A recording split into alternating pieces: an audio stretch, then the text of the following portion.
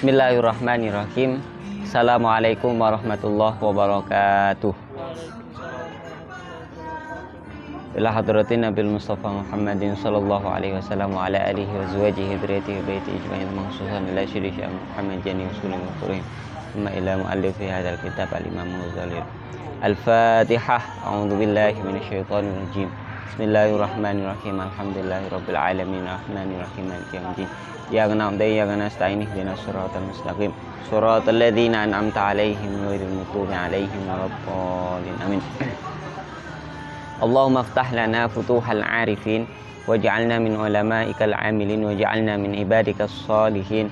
Allahumma akhrijna min dhulumatil jahli wa akrimna binuril fahmi waftah lana abwaaba fadlik waj'alna mimman yastami'una al-qaul fayattabi'una ahsanah. Amma ba'd. Selamat siang kawan-kawan semua. Alhamdulillah di sore hari ini kita bisa kembali bertemu di pertemuan ngaji Ihya Ulumuddin. Mungkin setelah 2 minggu ya kita tidak bertemu lagi, tidak ngaji lagi. Alhamdulillah, mari kita lanjutkan ya. Babnya masih membahas tentang tanda-tanda ulama dunya dan ulama al-akhirah atau ulama su ya, dan ulama yang benar-benar ulama ya. Sebenarnya dari kemarin kita sudah mendapat definisi, sudah mendapat ciri-ciri dari berbagai hadis ya, yang kemudian memberikan pemahaman terhadap kita bahwa rata-rata seseorang menjadi ulama su ketika sudah tujuannya tidak ikhlas lagi, ketika dia sudah dikontrol oleh dunia, ketika dia sudah melenceng bahkan ya, ketika perbuatannya sudah tidak sesuai dengan keilmuannya. Nah, maka di hadis atau bacaan yang akan kita baca sekarang ini sudah spesifik lagi pada tanda-tandanya atau saran Imam Ghazali agar kita tidak termasuk ulama su tadi. Nah, mari kita baca terlebih dahulu. Fahadhil akhbar wal athar, maka hadis-hadis dan perkataan para sahabat yang sudah kita baca sebelumnya, tubayyinu ialah menjelaskan annal alima bahwasanya orang alim, alladzi huwa min abna'id dunya, yang orang alim itu termasuk anak-anaknya dunia ya. Maksudnya anak-anak dunia adalah orang yang sudah dikontrol oleh dunia ya. Maka istilahnya Imam Ghazali abna'id dunya. Jadi orang alim yang dia sudah menjadi anaknya dunia atau dikontrol atau diperbudak oleh dunia. Nah, itu akhassu halan, keadaannya lebih buruk, wa asyaddu adzaban, dan azabnya itu lebih pedih ya. Adabnya lebih dahsyat minal jahil daripada orang awam. Ya, jadi hadis-hadis yang kemarin kita baca sudah banyak yang menyinggung bahwa orang alim kalau tidak mengamalkan ilmunya, alih-alih atau bahkan dia melenceng dari keilmuannya, siksaannya jauh lebih pedih daripada orang yang jahil gak punya ilmu. Nah, seperti yang terakhir kita ngaji, karena memang tantangannya kita itu ketika mempraktikkan ilmu kita, mengamalkan ilmu kita, baik dari mencegah diri untuk tidak bermaksiat atau melakukan ketaatan. Jadi wa annal faizina al muqarrabina hum ulamaul akhirah, dan bahwasanya orang-orang yang beruntung dan yang didekatkan kepada Allah, hum adapun mereka ulamaul akhirah ialah ulama akhirat ya. Ya, artinya ulama yang setia, konsisten terhadap ilmu, konsisten terhadap kemuliaan ilmu. Akhirnya dia pasti mengedepankan akhirat daripada dunia. Akhirat ini sebenarnya tidak kita bayangkan situasi nanti ya. Hari ini pun sudah ada akhirat. Sebagaimana tafsiran Gus Baha ketika berbicara surga dan neraka. Surga dan neraka itu tidak perlu ditunggu setelah kita mati. Hari ini pun sudah ada surga dan neraka. Yaitu surga sebagai sebuah ketenangan hati. Setelah kita zikir, setelah kita khalwat, setelah kita melepaskan seluruh pikiran-pikiran dari duniawi ya, itulah surga.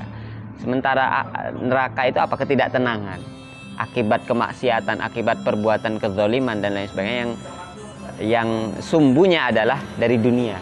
Jadi ulama akhirat ya adalah ulama yang sudah setia terhadap ilmu, yang sudah ikhlas terhadap ilmu, yang insya Allah nanti akan mengantarkan ketenangan terhadap dirinya. Walahum alamat. Nah, ulama akhirat itu ada beberapa tanda. Ya, yang sebelumnya kan ulama dunia seperti apa.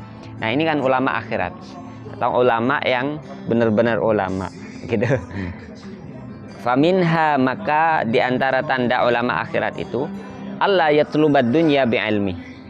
Dia tidak mencari dunia dengan ilmunya. Nah, ini berat ya. Tidak mencari dunia dengan ilmu.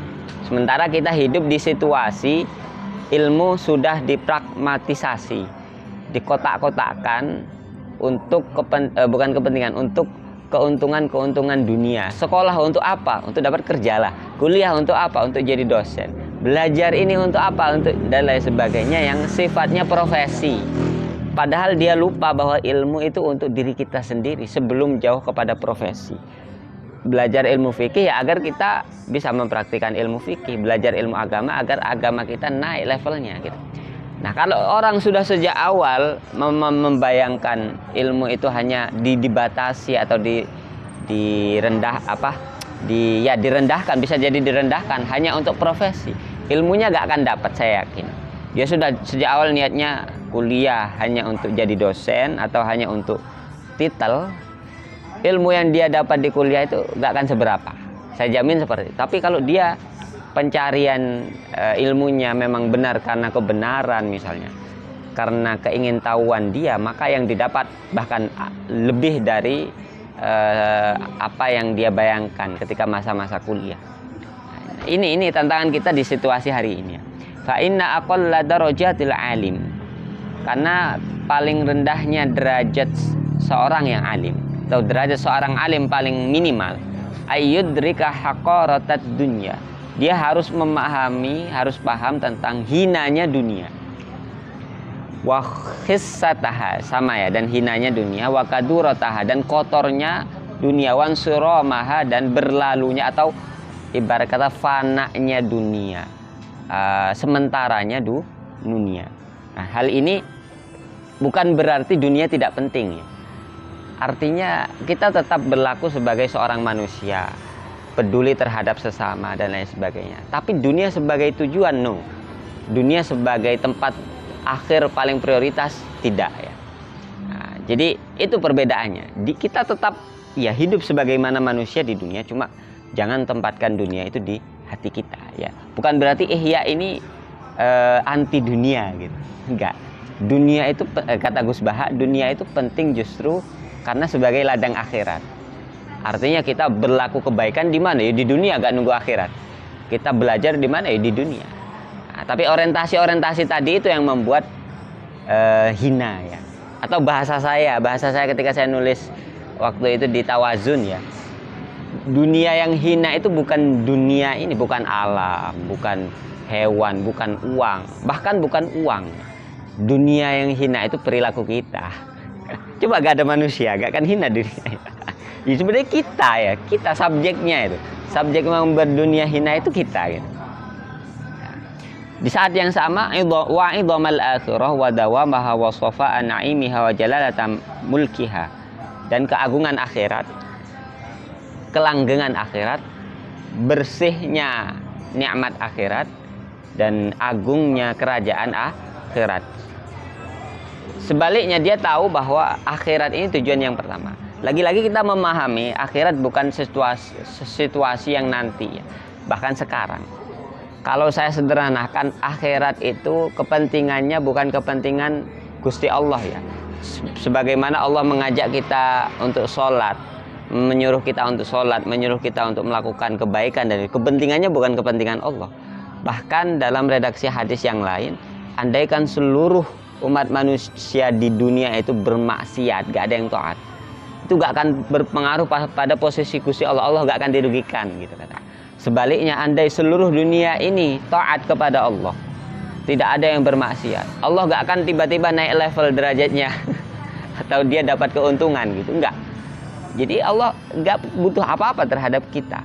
Jadi seluruh perintah Gusti Allah dalam syariat itu sejatinya kembali kepada kebaikan diri kita.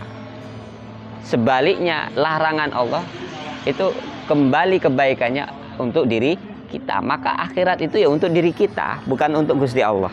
Ya, jadi jangan kemudian dipahami secara bahwa dunia itu pasti tidak akhirat dan lain sebagainya. Sesempit itu, tidak bisa sesempit. Wa ya'lama annahuma mutadaddatani.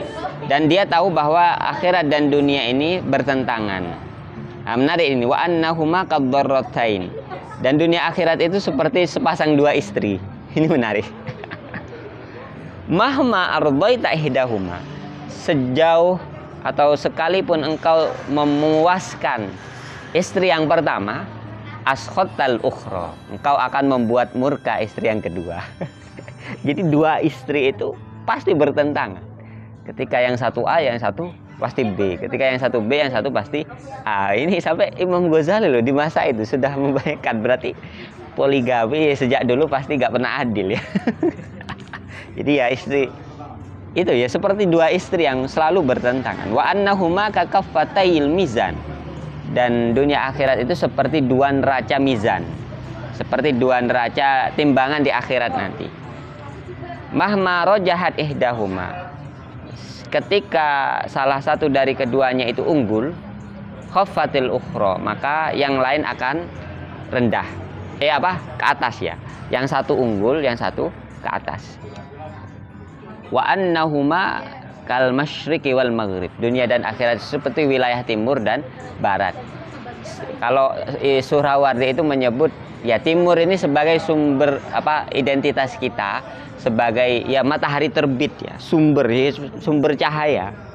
Barat itu gorbun, itu simbol keterasingan. Ya seperti itu juga istilahnya.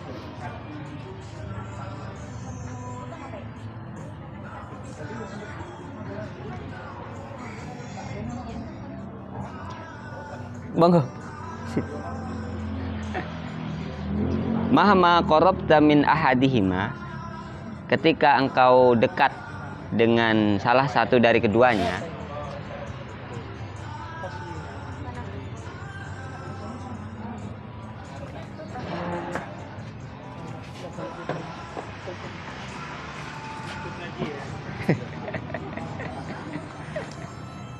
selamat datang Bang Anta. Ya, jadi mahma qarabta min ahadihima ba'udta 'anil akhar. Ketika engkau dekat dengan salah satu dari keduanya, yaitu dunia atau akhirat, ba'udta 'anil akhar, engkau jauh dari yang lain. Jadi tidak ada kompromi antara dunia dan akhirat ya. Dalam arti ketika seseorang sudah condong kepada salah satunya, dia akan jauh dari yang lain ya. Jadi gak bisa seseorang dalam satu waktu mengaku dirinya dekat dengan Gusti Allah tapi cinta dunia. Gak bisa ya, gak bisa. Akhirnya pengakuannya palsu. Dan hanya diri kita yang bisa mengukur ya. Jadi gak ada konfirmasi dari orang lain yang menunjukkan bahwa dia dekat dengan Gusti Allah, dia jauh dari dunia dan lain sebagainya. Yang dapat mengukur itu diri kita. Jadi memang taat dan maksiat itu gak bisa ranahnya judgement, nggak bisa. Bahkan nggak bisa dilihat dari penampilan, bahwa ketika dia penampilannya glamor, kemudian kita menjudge dia suka dunia misalnya. Yang tahu hanya diri dia ya. Di sisi lain ketika dia sudah berpakaian syar'i atau berpakaian agamis, ya kita juga tidak bisa menjudge bahwa dia ibarat kata sudah dekat dengan Gusti, atau dia sendiri menjudge bahwa diri dia sudah dekat dengan Gusti. Jadi ya memang tidak ada ranah istilahnya pengakuan dari sepihak gitu. Ya tetap wilayah itu adalah wilayah Allah yang Maha tahu. Allah ya mutalli' lil qulub, yang tahu terhadap hati seluruh manusia. Ya jadi tetap kembali kita ketika ngaji ini introspeksi terhadap diri kita. Jangan melihat orang lain. Mau orang lain ngapain ya, tetap lihat diri kita. Wa annahuma kaqadahaini ahaduhuma mamlu'un wal akharu farighun. Dunia dan akhirat itu seperti dua gelas. Dua gelas ketika kita memilih mengisi yang salah satu, maka yang satunya akan kosong. kita biqadri ma tasubbu minhu fil akhir hatta yamtali yafrugul al akhir. Ketika engkau memilih mengisi satu gelas yang lain sehingga satu gelas itu penuh, maka yang lain akan kosong. Seperti itulah misalnya ketika kita memilih mengejar dunia, pasti yang akhirat itu kosong. Yang akhirat itu kok kosong. Sebaliknya ketika kita memilih untuk mengejar akhirat, tapi dunianya pasti dapat. Nah, memang banyak misalnya orang yang ketika ngaji Ihya, tapi ibarat kata belum memiliki pemahaman yang luas ya, dia akan mengira Ihya ini mengajak kita untuk anti dunia sekali lagi. Tapi Ihya sebenarnya menetralisir hati. Bukan berarti kita tidak boleh bekerja, bukan berarti kita tidak boleh bersosial, bukan berarti kita tidak boleh kritik pada misalnya situasi terkini di dunia Palestina, peduli pada hal itu. Sama sekali tidak gitu. Jadi ya tetap kita ngaji ini sebenarnya ngaji hati. Dan kita paham bahwa seperti yang dikatakan Ibnu Athaillah ya, arih nafsaka minat tadbir fama qama bihi ghairuka lam yakun anta binafsika. Jadi sebenarnya seluruh urusan dunia ini yang bertanggung jawab mengatur itu adalah Gusti Allah, bukan kita. Sementara ada hal-hal yang lain yang menjadi tanggung jawab kita, seperti rezeki, jodoh, kita mau tinggal di mana dan mau berkarir seperti apa, kan itu kan sebenarnya adalah tanggung jawab Allah. Yang menjadi tanggung jawab kita apa? Ketaatan, ilmu, belajar, berbuat baik. Itu gak ada jaminan. Seperti kita memahami ada takdir mu'allak sama mubrom. Takdir yang sudah tidak bisa diubah dengan takdir yang bisa diubah. Kebanyakan orang kan kebalik. Dia mengejar sesuatu yang sebenarnya sudah terjamin oleh Gusti Allah, sehingga akhiratnya gak kesampaian. Ya, maka ada istilah bahwa ketika kita mengejar akhirat, insya Allah dunianya tetap ikut. Ya, gitu. Fa inna man la ya'lamu haqaratad dunya wa qadurataha wa imtizaja laddatiha bi alamiha. Orang yang tidak tahu hinanya dunia dan kotornya dunia dan tercampurnya kenikmatan dunia bi alamiha dengan rasa sakitnya, ya, orang yang nggak tahu tadi itu, Thumman siro mama yasfu minha, kemudian dia juga tidak tahu berakhirnya kenikmatan atau fata morgana, ya, hal-hal yang terlihat indah di dunia tapi itu pasti sirna. Fahuwa fasidul akal. Wah, menarik. Orang yang semacam itu akalnya sudah hilang. Jadi kalau sudah jelas-jelas dia terpesona oleh misalnya jabatan, misalnya posisi strategis dan dia mabuk di situ, maka bisa dipastikan akalnya sudah rusak, meskipun dia punya seabrek titel, meskipun dia punya sekian ribu karya dan lain sebagainya. Ya, karena yang dimaksud di sini adalah hati nurani.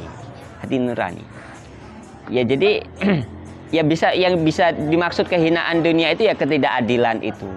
Kemudian kotornya dunia itu ya misalnya dia korupsi, kemudian godaan untuk masuk ke sana, godaan untuk berkuasa selanjutnya dan lain sebagainya.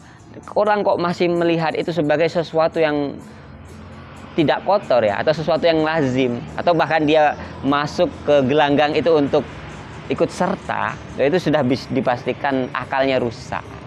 Atau dalam redaksi yang sebelumnya itu matinya hatinya mati. Fa innal musyahadata wat tajribata tursyidu ila dzalik.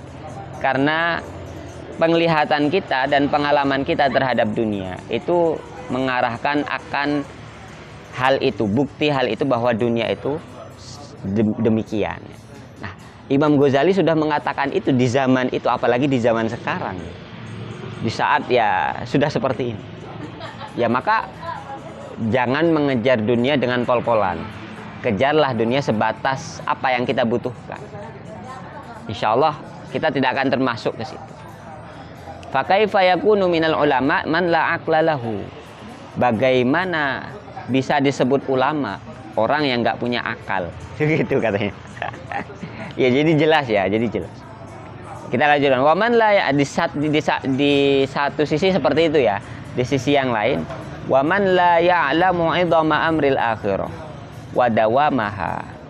Orang yang nggak mengerti agungnya akhirat dan langgengnya akhirat, fahuwa kafirun maslubul iman. Maka dia kafir, imannya hilang. Wa kaifa yakunu minal ulama man la imana lahu. Bagaimana disebut sebagai seorang ulama orang yang nggak punya iman? Ya, bahkan Imam Ghazali di sini tidak ibarat kata kafir itu tidak selalu orang yang keluar dari Islam.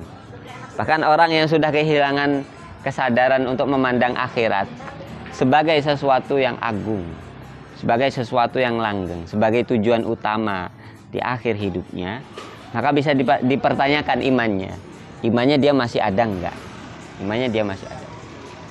Misalnya orang yang sudah di usia 40 tahun ke atas, tapi ibadahnya masih mencela-menceli, ngerti mencela-menceli ya? Ibadahnya masih tidak teratur gitu. Berarti bisa dipastikan naudzubillah ya, matinya su'ul khotimah. Idealnya itu umur 40 tahun ke atas. Orang itu bukan mengejar dunia, tapi sudah memperbaiki ibadahnya untuk mempersiapkan mati tadi. Wajar kalau orang umur 20, 30 itu masih ibadahnya seperti itu. Karena mungkin dunianya belum mapan. Nah, tapi orang umur 40, 50 mikirnya masih dunia aja, jabatan, nyari itu. Bisa dipastikan akhir hayatnya itu mati bukan dalam keadaan atau gak siap gitu. Gak siap. Jadi kalau kita memproyeksikan diri umur 40 tahun itu harus sudah memperbaiki ibadah, sholatnya, zikirnya, dan lain sebagainya. Waman la ya'lamu mudadatad dunya lil akhirah wa annal jam'a bainahuma tam'un fi ghairi matma'in. Orang yang tidak tahu bertentangannya dunia dan terhadap akhirat dan mengharmonisasikan antara keduanya itu adalah keinginan yang tidak akan tercapai. Fahuwa jahilun bi syara'i'il anbiya'i kullihim. Orang yang semacam itu yang nggak tahu bertentangannya dunia dengan akhirat, itu orang yang tidak tahu syariat para nabi keseluruhan. Bahkan huwa kafirun bil Quran. Dia kafir terhadap Al-Quran. Dia mengingkari. Kafir ini maksudnya bukan keluar dari Islam. Dia mengingkari Quran kullihi semuanya, min awwalihi ila akhirih. Keras ya, dari awal sampai akhir. Fa kaifa yu'addu min zumratil ulama. Maka bagaimana bisa disebut dia ulama gitu. Ya karena kita berbicara ulama di sini ya. Ulama kok masih cinta dunia dan nggak tahu bahwa dunia itu bertentangan dengan akhirat. Kok bisa disebut ulama gitu. Harusnya dia mengedepankan ilmu dari yang lain. Nah, waman alima hadza kullahu, dan orang yang tahu tanda hal-hal yang bisa disampaikan sebelumnya. Tsumma lam yu'assir al-akhirata 'ala dunya. Orang dia sudah tahu bahwa akhirat itu lebih baik ya. Kemudian dia tidak mengedepankan akhirat atas dunia. Artinya dia belum bisa memprioritaskan akhirat daripada dunia. Fahuwa asirus syaiton. Maka dia tengah dipasung, dipenjara oleh setan. Faqad ahlakathu syahwatahu. Dan syahwatnya telah membinasakannya. Wa ghalabat 'alaihi syiqwatuh. Dan kesengsaraannya telah menguasai atasnya. Fa kaifa yu'addu min hizbil ulama'i fi min hadhihi darajatuhu. Maka derajat semacam itu apakah bisa tergolong sebagai ulama? Jadi ulama itu kan sudah ngaji istilahnya, sudah tahu bahwa akhirat itu lebih bagus daripada dunia atau lebih utama. Tapi kok masih mengedepankan dunia daripada akhirat? Hakikatnya dia terpasung oleh setan. Terpasung oleh setan, yang setan itu sebenarnya godaan dunia itu sendiri. Dan ya dibinasakan oleh syahwatnya. Oke. Kemudian ini ada firman Allah kepada Nabi Daud. Nah, ini menarik sekali. Wa fi akhbari Daud alaihissalam, dan di dalam sabda Nabi Daud atau hadis yang disampaikan Nabi Daud, hikayatan terhadap anillahi ta'ala, yang berupa cerita dari firman Allah Ta'ala. Jadi Allah berfirman terhadap Nabi Daud di situ. Inna adana ma asna'u bil alimi, perlakuan paling rendah yang aku lakukan, aku ini Gusti Allah di sini ya, perlakuan yang paling rendah yang aku lakukan terhadap orang alim, idza athara syahwatahu ala mahabbati, jika orang alim itu mengedepankan syahwatnya daripada rasa cinta terhadapku, ya, jika dia mengedepankan syahwatnya daripada rasa cinta terhadapku, an ahramahu ladzidza munajati, hal pertama yang Allah lakukan adalah aku mencegahnya untuk mendapatkan rasa nikmat ketika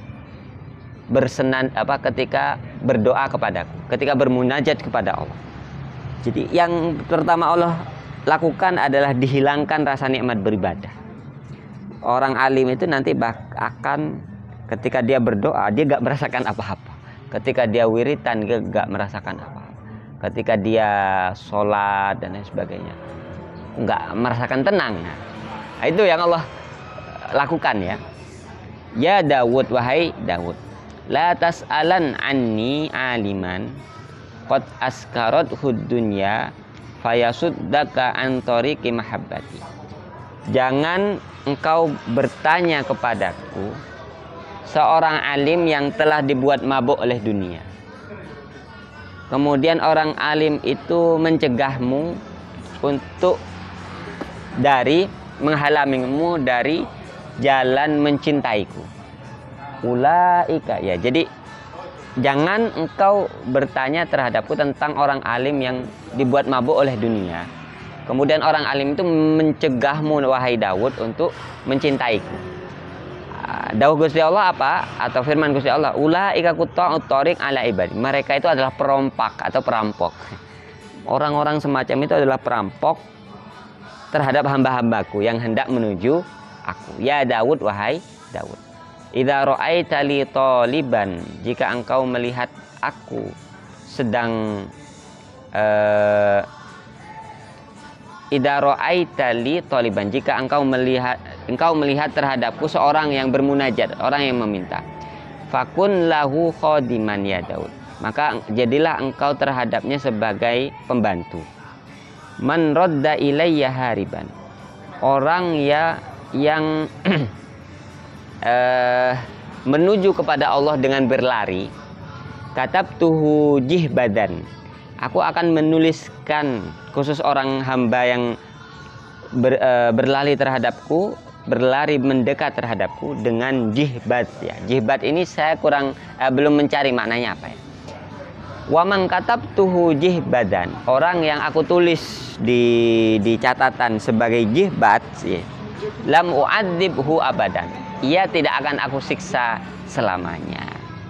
Ya, jadi orang alim yang ya ulama su tadi, dawuh firman Allah di sini disebut perompak atau perampok, yang dia pasti mencegah orang-orang lain untuk mendekat kepada Gusti Allah. Di saat yang sama firman Allah atau Allah meminta Nabi Daud untuk membantu orang mukmin yang lain ketika dia mendekat terhadap Gusti Allah. Dan orang yang mendekat Gusti Allah dengan berlari, dia akan mendapat status jihbad. Dan orang yang mendapat status jihbad, dia tidak akan menerima siksaan selamanya di akhirat ya.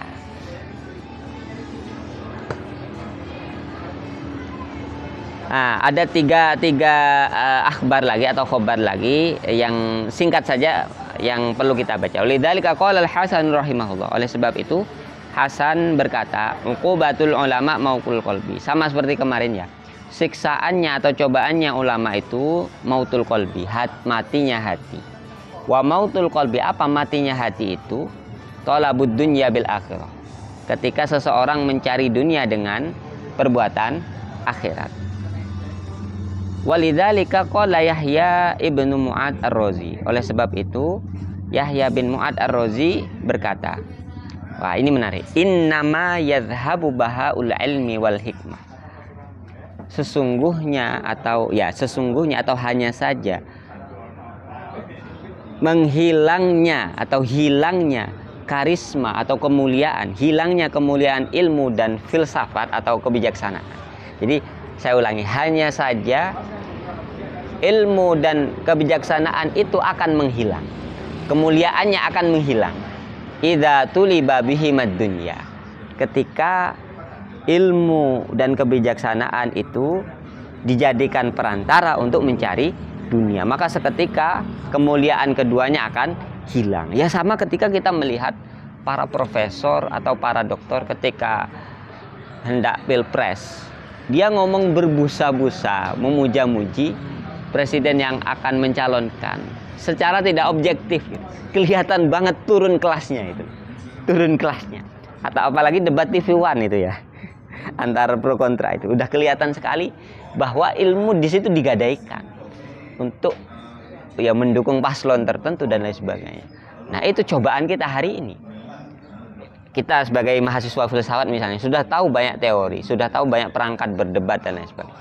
Suatu saat bisa nggak kita mempertahankan itu hanya untuk kebenaran semata, bukan demi mendukung paslon tertentu atau demi mendapatkan satu amplop yang dan lain sebagainya, atau bahkan hanya untuk misalnya proyek misalnya proyek kampus yang tidak murni untuk ilmu gitu.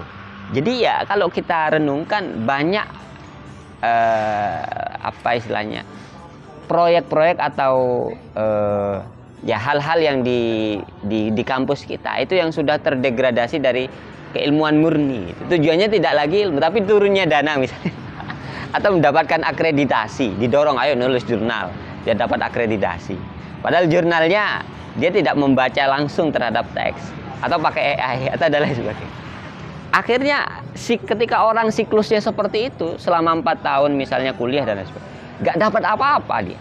Karena gimana ilmu itu bisa melekat dalam hati kalau yang dia tulis itu dia tidak membaca, benar-benar membaca atau dia tidak paham. Ketika sudah lulus ditanya, kamu belajar apa selama ini? Nah, itu yang tidak kita inginkan ya. Jadi pada level sangat sederhana pun sudah banyak terjadi degradasi di kampus. Nah, maka saya pribadi bentuk ngaji semacam ini adalah bentuk kemurnian ilmu. Ngaji semacam ini yang sebenarnya kita benar-benar membaca perkataan ulama dan lain sebagainya dari teksnya langsung yang tidak ada di tempat-tempat lain. Ya paling ideal ketika dua-duanya kita lakukan, nulis di kampus ya iya, ngaji ya iya. Nah, secara materi kita dapat, secara metodologi di jurnal kita tuliskan sebagai dakwah misalnya. Nah, maka itu yang paling ideal ya. Ya jangan sampai ya mulianya ilmu itu sirna gara-gara kepentingan-kepentingan seperti tadi, kepentingan Scopus, kepentingan Sinta dan wa qala Sa'id bin Musayyab rahimahullah, dan Sa'id bin Musayyab berkata, idza ra'aitum al-alima, jika engkau melihat alim, yaghsha al-umara, yang dia memuja-muji para penguasa atau yang menjilat ya, yaghsha al-umara, menjilat para penguasa, fahuwa lassun, maka dia sejatinya seorang pencuri, seorang pencuri. Nah, kalau fenomena ulama yang mendekat pada umara sejak zaman Imam Ghazali itu sudah banyak. Dari masa ke masa sebenarnya sudah banyak ya.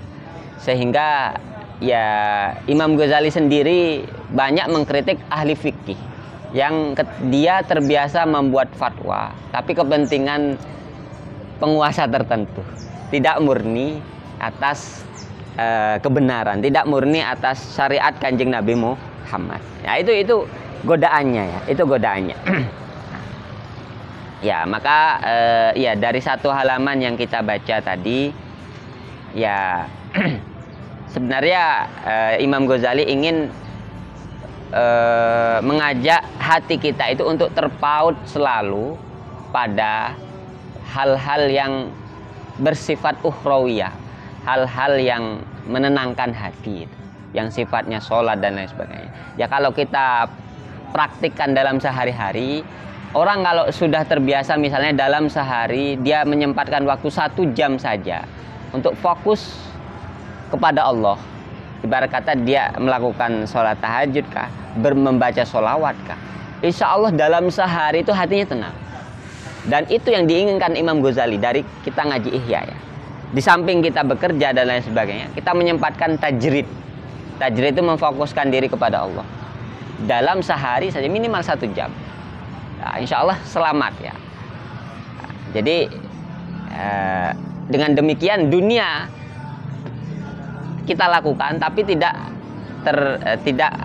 masuk dalam hati, tidak masuk dalam hati. Jadi kita seimbang. Seimbang itu dalam arti siang bekerja, siang berdiskusi, siang di kampus dan lain sebagainya. Malam misalnya sebelum tidur atau pas bangun tahajud kita fokuskan kepada Gusti Allah. Dengan tajrid maka itu ideal ya. Itu ideal. Tidak benar-benar meninggalkan dunia, juga tidak terkesima atau termabukkan atau tersibukkan oleh dunia, meninggalkan akhirat. Nah, itu juga yang dipesankan oleh Syekh Ramadan Al-Buti ketika menjelaskan satu bait pertama ya di bait hikam itu, antara kasab istilahnya dan tajrid, antara al-amal ya dan tajrid ya, bahwa ya tiap hari itu dauhnya Syekh Said Ramadan Buti kita bisa melakukan dua-duanya. Siang hari itu kita kasab atau beramal secara dohir, malam itu tajrid. Ya, mungkin itu yang bisa kita baca dari Ihya terkait ulama akhirat ya. Ya, tanda-tandanya semoga bermanfaat dan semoga kita dengan mengaji ini bisa mempraktikkan dalam sehari-hari dan tergolong orang yang selamat insyaallah ya. Amin amin ya rabbal alamin. Mari kita tutup dengan doa kafaratul majlis. Subhanakallahumma wa bihamdika asyhadu an la ilaha illa anta. Assalamualaikum warahmatullahi wabarakatuh.